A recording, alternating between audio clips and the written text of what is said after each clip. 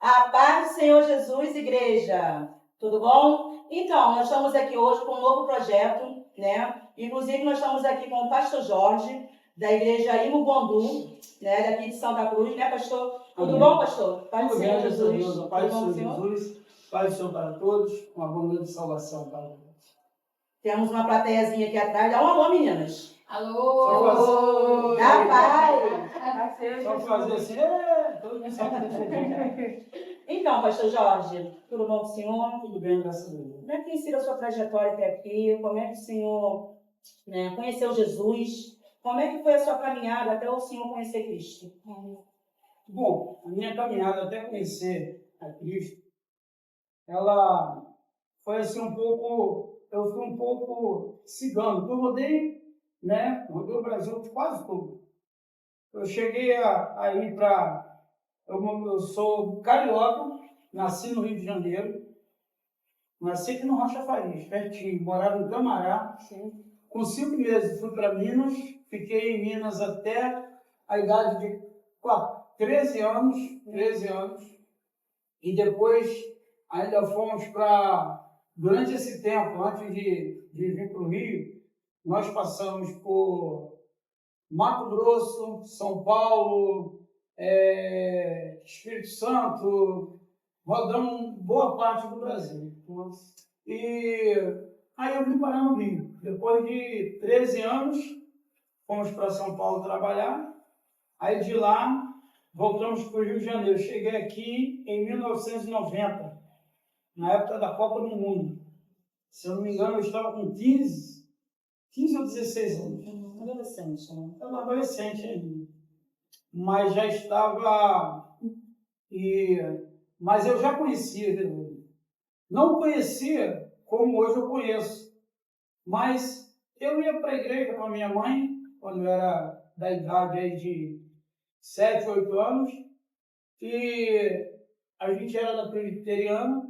E na presbiteriana eles batizavam, ou não sei se ainda batizam, crianças, né?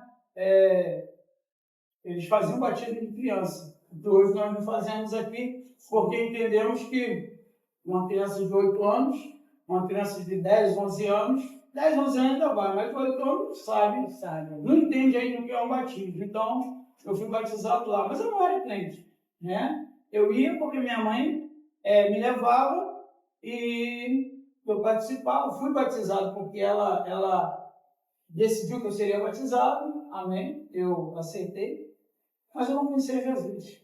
E eu vim para o Rio de Janeiro, já na minha idade de 15, 16 anos, cheguei aqui e comecei a me misturar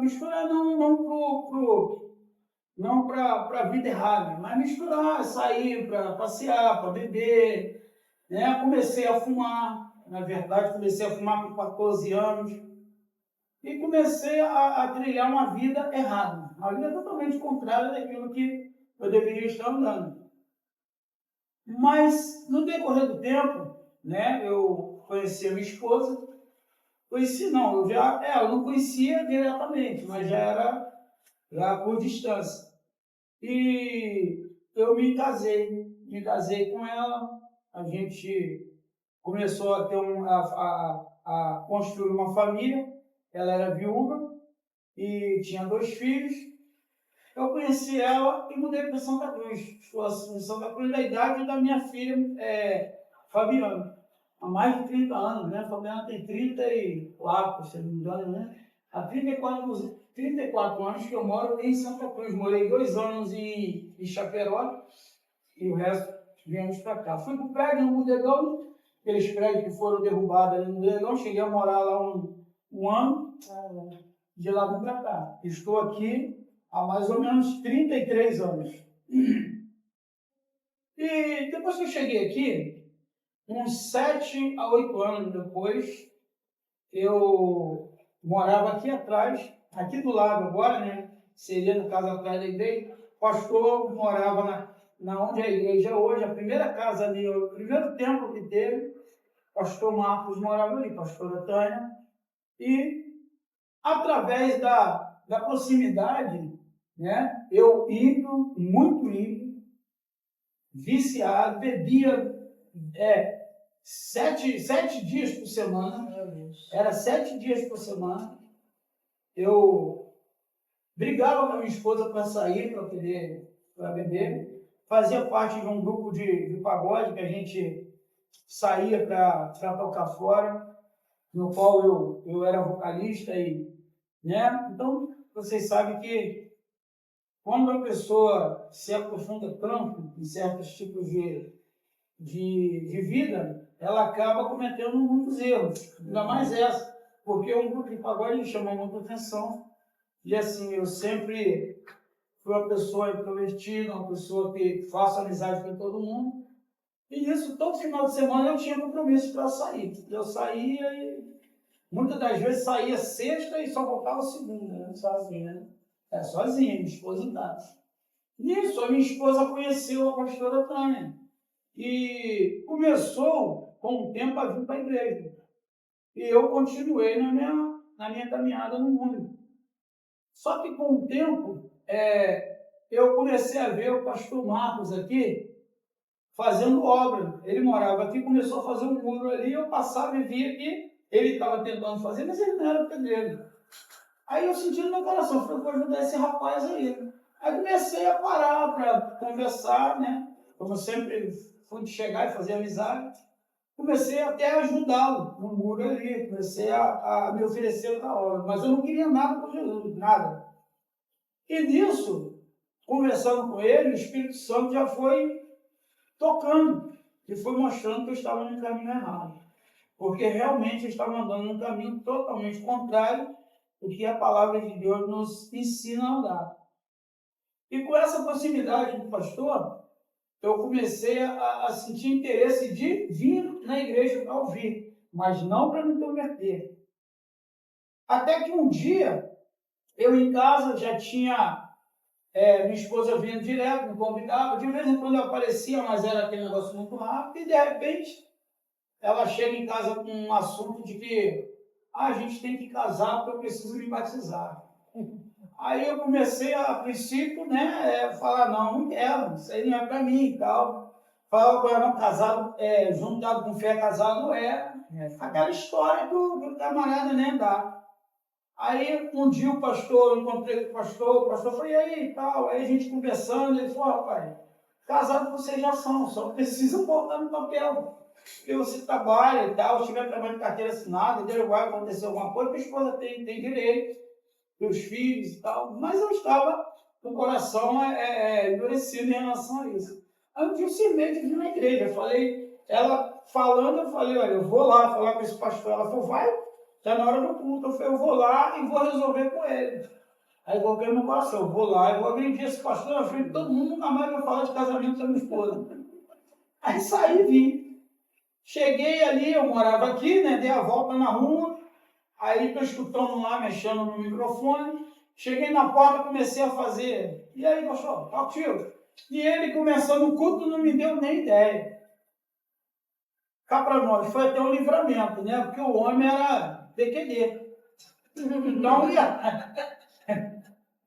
tem um ditado no mundo que a gente sempre falava, se você vai dar, leva saco para trazer, porque tu pode dar, mas vai levar também. Então ali, o Espírito Santo já estava me livrando, já estava me ajudando. Enfim, aí ele não me deu muita ideia, aí eu entrei, parei no banco na lateral e fechei os olhos, alguém encostou em mim, eu cheguei para o canto, quando eu abri os olhos estava cheio de gente na lateral.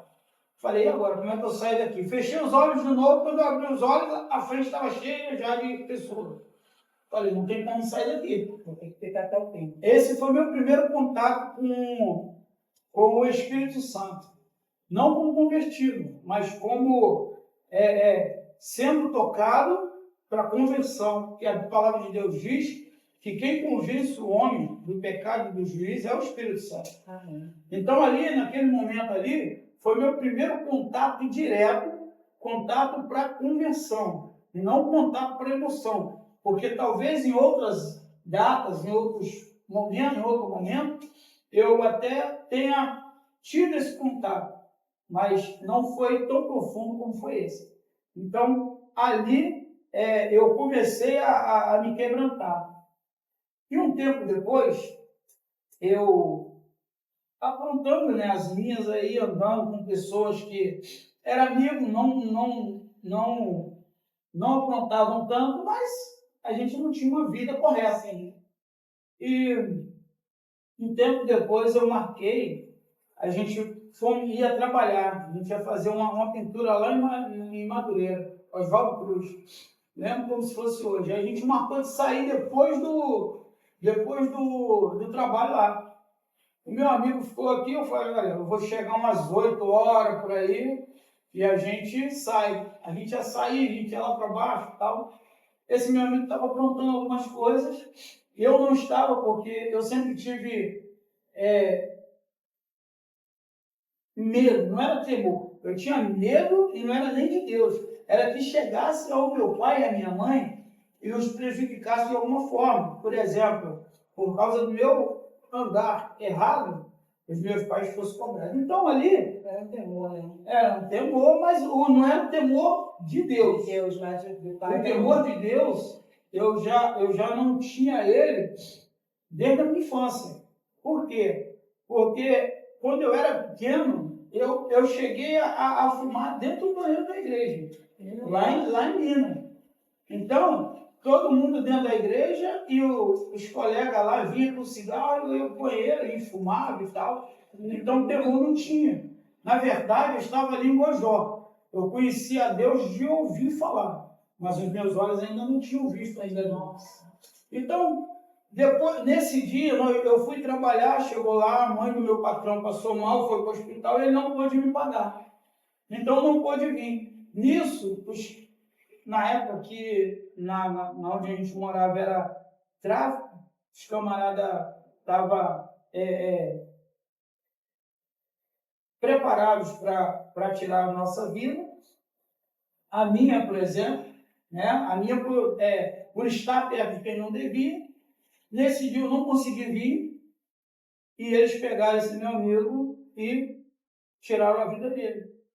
E eu cheguei de manhã, fiquei sabendo, chorei muito, me abati. Meu Deus. Muito, mas muito mesmo. Porque quando eu me apego numa amizade, eu me apego mesmo, me entrego naquela amizade. E pelo menos me entregava, né? Agora a gente, com o Espírito Santo, a gente tem faz uma divisão entre amigos e amigos, né? Porque o Espírito Santo, ele nos mostra, ele nos orienta, né? Como andar e com quem andar. E ele morreu e eu fiquei meio que desesperado. E naquela manhã, uma pessoa me parou e falou assim para mim, eis que o Senhor manda te dizer uma coisa. Aí eu abaixei a cabeça, que eu já sabia que vinha algo da parte de Deus. Ela fala, o Senhor tem te dado um livramento, o Senhor te livrou lá no Gouveia. Eu tive um problema no Gouveia lá, que eu estava junto com pessoas tocando pagode, e de repente, misturado com as pessoas, chegou a polícia lá, teve um monte de tiroteio, eu saí correndo.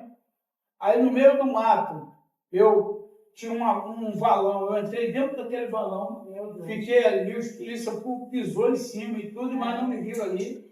Quando eles desceram, eu levantei, corri, uma senhora me pegou pelo braço, puxou para dentro da casa dela, falou, joga uma água no corpo, eu joguei, ela me deu uma roupa, e quando eu terminei, ela falou assim, olha, o Senhor manda te dizer que até quando ele vai ter que te livrar. Meu Deus. Aí, Meu pai. eu já falei, não tem quanto foi ele.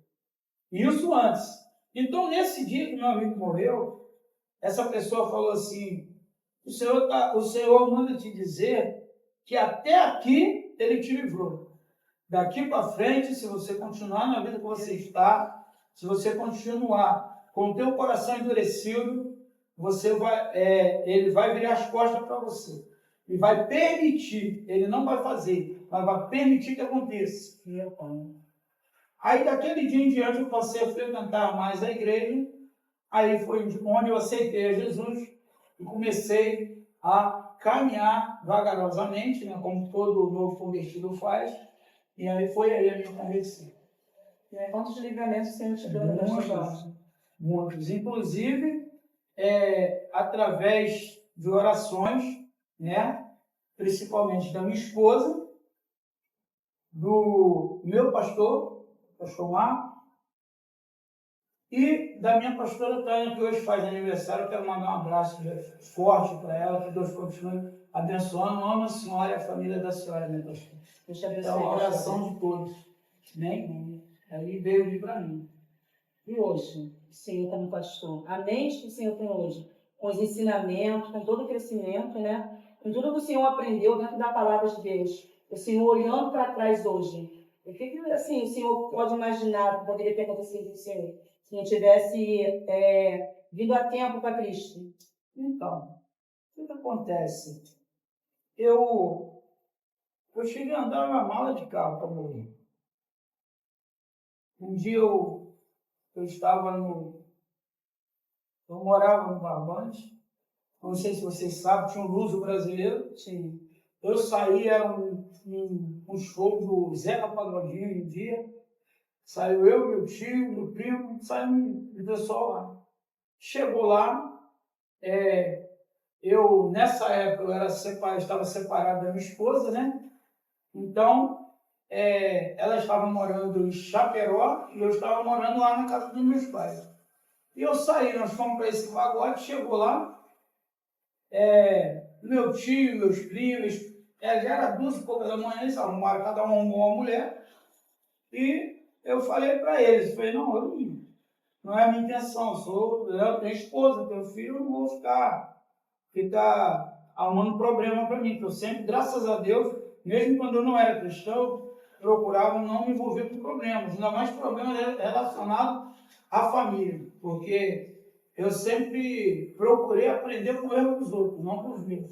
A Bíblia nos ensina que nós temos que vigiar e orar. Então quer dizer, primeiro você vigia, certo? E ao mesmo tempo você ora, mas a vigilância vem primeiro. Eu sempre tive isso no meu coração, não houve problema. Nesse dia, eles arrumaram os probleminha deles lá, e eu falei, eu vou embora. Só que quando eu fui embora, que eu entrei, porque o luz era aqui, andava um pedacinho e já entrava nos prédios ali para ir lá para dentro. Quando eu entrei, eu estava vindo, eu vi entrar 2 ônibus esqueci agora qual era Ali. Mas era ônibus de passeio, esses ônibus grandes, bonitos. Eu até pensei, deve ser pessoas voltando de de algum passeio. Aí o ônibus entrou numa rua, eu entrei nessa daqui. No que eu entrei, eu olhei no ônibus, estava descendo um montão de gente. Só que essas pessoas estavam tudo armadas, de arma pesada. Meu Deus. E eu falei, poxa, o que eu vou fazer? Eu falei, poxa, eu estou na metade da rua, se eu volto, ele vai me pegar. Eu vou embora para minha casa. Eu morava, daqui na reta. Falei, não vou voltar. Vou logo para poder evitar o problema. E isso vieram atrás, me enquadraram, cismaram que eu era bandido, me jogaram na mala, rodaram comigo até de manhã. Tinha um rapaz já dentro do carro, eles pegaram, mataram ele, tiraram ele lá de dentro, amarraram ele, tinha 2, um dentro do carro e outro na mala. Amarrou os 2, foi lá no barbante, amarrou os 2 no pote, porque eles me perguntaram, eu falei, não sou, não tinha nada a ver com isso, expliquei, e uns não queriam acreditar, outros acreditavam, eles falaram, não, então faz o seguinte, mata esse daí. Pegaram os caras, amarraram lá, arrebentaram a cabeça dos caras na parede, lá no poste. E rodaram. Quando amanheceu o dia, a polícia entrou, eles abandonaram o carro. O Bobão, na época, estava lá dentro da mala, os policiais me perguntaram, perguntaram o que aconteceu, eu expliquei. E foi mais um livramento que o Senhor me deu. Né? Então, eu já tinha tido vários tipos de livramento. Né? Já andei mal de carro, aqui mesmo, onde a gente mora. Já fui pego aqui, levado lá para Rio Santo, né? E me bateram. Então, assim, era questão de tempo até o inimigo conseguir tirar a minha vida. Se eu não, primeiramente, já não estivesse sendo protegido pelo Espírito Santo de Deus, se Deus não tivesse com a mão dele sobre a minha vida, não por merecimento, mas pela misericórdia. Porque eu falo sempre, E quem me escuta pregar vai lembrar disso. Eu sempre digo que tem um versículo na Bíblia que eu gosto, sabe? Que eu assim, não consigo nem muito pregar sobre ele, mas ele não sai do meu coração. Que ele fala assim, ó, pela graça sois salvos por meio da fé. Isso não vem do vós. É presente de Deus. Não vem das obras para que ninguém se glorie. E eu coloquei no meu coração, desde quando eu aceitei Jesus, que eu só estou vivo pela graça de Deus. É a graça de Deus que me mantém de pé. Quando eu estive passando por tudo isso, mesmo sem ser crente, eu estava ali sendo protegido, sendo acompanhado, como o próprio Deus fez se eu não me engano, com Jeremias, que falou que ele já tinha sido escolhido no ventre da mãe dele, Jeremias tinha sido escolhido. E assim eu me sinto na mão de Deus. Que se não fosse essa graça maravilhosa de Deus, se não fosse tudo que Deus tinha para que eu não fosse, mas fizesse, porque eu nunca me agarrei em carro, sabe? Eu costumo dizer o seguinte, eu cheguei na Metodista Ortodoxa, eu era visitante, eu não queria ser crente, e de repente eu era crente, mas eu não queria ser obreiro. De repente, eu era obreiro, mas eu não queria ser diácono. De repente, eu era diácono, mas eu não queria chegar a presbítero. E de repente, eu fui a presbítero. Entrei na experiência pastoral. E quando eu cheguei numa reunião com pastores da denominação, e eles me perguntaram, por que você quer ser pastor? E eu falei para eles, eu não sei nem por que eu sou crente. Eu só sei que a graça de Deus me alcançou, porque eu nunca quis ser nada. É por isso que hoje eu não faço questão de fazer, por exemplo, as coisas que um pastor faz. Por quê? Porque eu me sinto bem guardado na companhia de pessoas maravilhosas que nós temos aqui na igreja, como o nosso pastor presidente, que tem uma sabedoria fora do normal, e fora a sabedoria que ele tem, também todos os estudos que ele obteve, né? E que tem um grande legado para nos passar. E a pastora Tânia, que em todo tempo, assim, sempre foi uma mãezona para a gente aí, para mim, para todos aqueles obreiros que estavam aí, né? A pastora Tânia sempre orando pela minha vida, buscando a Deus, me aconselhando, sabe, nas horas que eu estava mais nervoso, precisando de apoio, porque o pastor Marcos sempre foi de conversar pouco, mas ela não, ela parava, meu filho, é assim, assim, assim. Então, pastor, por exemplo, a pastora Tânia, o pastor Carlos também, que na época, né, eu falo assim, pastor Carlos, porque hoje eu tenho uma admiração muito grande por ele, pela esposa dele, né, pela pastora Sandra, pastor Jader, que sempre foi, além de ser um excelente companheiro de ministério, né, sempre foi meu amigo, e eu admiro ele, admiro a palavra dele. Na verdade, eu admiro a palavra de todo mundo, porque, assim, eu nunca me senti apto a falar de Deus, a falar de Jesus, porque eu lembrava do meu passado, e esse meu passado sempre me esmagou na parede, me mostrando quem eu sou. Então isso nunca deixou que, por exemplo, o cargo de presbítero, o cargo de pastor, mudasse quem eu sou, né? Não mudasse a minha natureza. Eu lembro que a minha natureza é pecaminosa. Eu lembro que eu era um barro que ainda não tinha sido moldado pela mão do oleiro e que hoje, moldado, eu tenho que lembrar o seguinte, enquanto o oleiro estava ali moldando aquele barro, teve um vaso que quebrou, que ficou em pedaços. Então eu tenho que lembrar que eu posso ser o barro, posso estar na mão do oleiro, mas eu tenho que deixar o oleiro fazer da vontade dele, e não a minha. Então, eu sempre na obra de Deus, eu costumo dizer para os meus pastores amigos da denominação que eu não tenho, assim, interesse, a não ser que seja pela vontade de Deus, de ser um pastor presidente, porque eu sou muito feliz de ser um auxiliar do meu pastor, da minha pastora, dos meus irmãos de de ministério, porque a minha vida com Deus agora é para servir. Porque antes eu não queria saber de Deus, e o Senhor, mesmo assim, como eu disse, pela sua graça e misericórdia, que se renova todos os dias, Ele me abraçou, Ele me moldou, e se hoje eu sou um pastor, agradeço a Deus. Porque eu costumo dizer, eu estou como pastor, até a hora que o Senhor falar assim, tá bom, chega. Então, estou aqui como pastor hoje para trabalhar por Deus e fazer aquilo que Deus manda. Só honra e glória a Deus, né, pastor? Isso aí. E com toda essa trajetória, né, pastor, como o senhor falou, que o senhor chegou aqui no Rio com 14, 15 anos, né? Isso. O que o senhor tem, assim, a deixar para esses jovens de agora? Porque antigamente, né, nós vivíamos, né, naquele mundo que nós achávamos que era perigoso, né?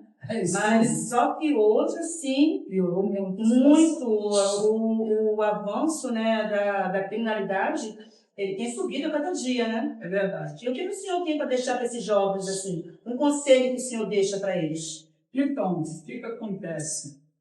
Assim, eu vejo uma diferença muito grande entre a minha infância e a infância dessa geração do hoje. Né? Por exemplo, eu disse aqui que nós saíamos muito, né? Na época eu bebia, né? Na época, às vezes, bêbado, eu deitava na rua, né? E assim, no outro dia de manhã, se ninguém passasse e me levasse para casa, eu estava ali deitado. Porque a maldade não estava tão sabe, avançada como está hoje. Na época, os que são da minha idade, né, os que são próximos da minha idade, a senhora é mais nova que eu, mas deve lembrar disso tudo, que a nossa brincadeira, por exemplo, quando eu cheguei aqui onde eu moro hoje, era um montão de homens brincando de polícia e bandido. A gente corria essas ruas, não tinha muro. A gente passava no meio das casas aqui de noite, voado, correndo, a gritaria. Era assim. E era com um pedaço de pau na mão falando que era arma. E um pegava, prendia, batia, amarrava, sabe? Era algo e passava correndo perto da bandidagem, perto da polícia, ninguém estava nem aí. Hoje em dia, a juventude não pode nem sair direito na rua, porque está preocupada com o que vai acontecer, está preocupada se vai voltar. Nós vemos aí, observamos que pessoas saem para trabalhar e não conseguem voltar. Pessoas vão, às vezes, saem para ir numa padaria e não voltam para casa. Às vezes, no outro dia, o pai e a mãe estão ali enterrando o seu filho e acabando ali com a sua vida, porque colocou toda uma expectativa em cima de alguém que agora o sistema acaba tirando a vida dela. Enfim, a nossa época era uma época bem mais tranquila. E hoje, para você viver nesse mundo, para você ficar nesse sistema sem Jesus, é muito complicado. Primeiro, porque para a gente viver aqui nesse mundo, nós precisamos da proteção de Deus. Nós precisamos que o Senhor esteja com a mão dele sobre as nossas vidas, sabe? Então, nós precisamos procurar ao Senhor. E, assim, quem pensa que ser cristão é ser uma pessoa, né, que não consegue ter uma vida fora da igreja, uma vida, né, mais alegre, feliz, acha que estar na igreja, acha que ser crente é aquela pessoa tampada, que não consegue curtir a vida. Não, muito pelo contrário. Nós curtimos a nossa vida, nós saímos, nós passeamos, nós fazemos o nosso churrasco, a nossa festa, porém, aquele que habita em nós, ele nos orienta como devemos andar. Nós fazemos tudo isso, mas fazemos como está escrito lá em Coríntios, né? Posso todas as coisas, porém nem tudo me é lícito, nem tudo eu preciso fazer, nem tudo me convém fazer. Então, quando eu penso assim, eu ando direito na presença do Senhor. Nós nos alegramos, nós passeamos, né? Nós fazemos tudo que o nosso coração pede para fazer. Porém, nunca nos esquecemos de uma coisa. Nós somos servos de Deus e que para ter a proximidade com Deus, nós temos que nos separar. Nós temos que sair de perto do pecado. Temos que deixar o pecado de lado e procurar nos santificar. Então, esse é o conselho que eu deixo para cada um jovem que está aí no mundo aí. Esses que estão começando agora, o conselho que eu deixo é o seguinte: pela graça somos salvos por meio da fé. Isso não vem de nós, isso é dom de Deus, não vem das obras para que ninguém se glorie. Então você, tudo que você for, independente de cargo, independente do que fizer na igreja, independente de como você andar, independente da igreja que você frequenta, independente de quem é a tua liderança, sabe de uma coisa: você é servo do Deus vivo, está debaixo da graça do Senhor,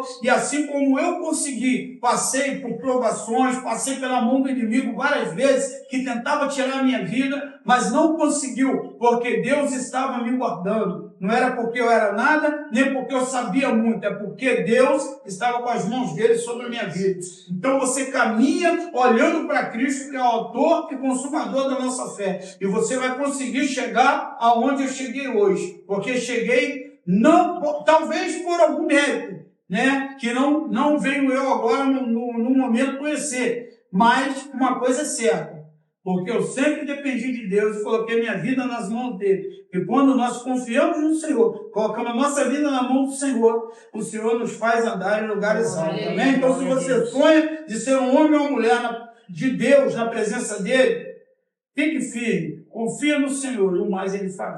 Amém. Então, queremos agradecer a visita do pastor Jorge. Obrigada, Obrigada, pastor Jorge, que o Senhor possa te abençoar cada vez mais. Está fazendo chorar um pouquinho menos agora na pregação. Vou tentar, porque eu não consigo, eu choro. E nós choramos juntos. Gente, eu não consigo, às vezes eu choro sozinho. Às vezes eu estou dentro do carro, eu coloco alguma coisa para me ouvir, aí eu paro e começo a chorar. O Senhor sobe para poder chorar. Um dia eu passei no pé do monte e falei: eu tenho que subir. Fui subir, sentei lá e só chorei. É assim, a minha vida é assim. Entendeu? Quando eu lembro que estou vivo pela graça de Deus, e eu nem falei do livramento que eu tive depois da operação, né? Mas uma hora eu falo isso aí. Tá bom?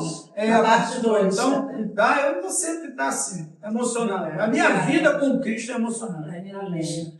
Louvado seja Deus, que o Senhor te abençoe cada vez mais e que o Senhor possa ser cada vez mais diferença para a gente. Amém. Eu agradeço a vocês pela oportunidade de estar aqui trazendo, né, parte da minha convenção, caminhada, né, e poder falar daquilo que Deus tem feito e ainda há de fazer na minha vida. Então, eu agradeço a vocês, né, parabenizo a cada uma das irmãs, né, as irmãs metodistas, por esse trabalho, por tudo que tem feito, que Deus continue abençoando cada uma de vocês, a vida de vocês, família de vocês, tá bom? Que nada venha atrapalhar o que vocês estão fazendo, e que o Senhor esteja sempre assim como está sobre a minha vida, com a mão sobre a vida de vocês, amém? Graças a Deus. Então é isso, gente, né? Terminamos, né? Mas, né? A primeira entrevista, a primeira de muitas e é isso.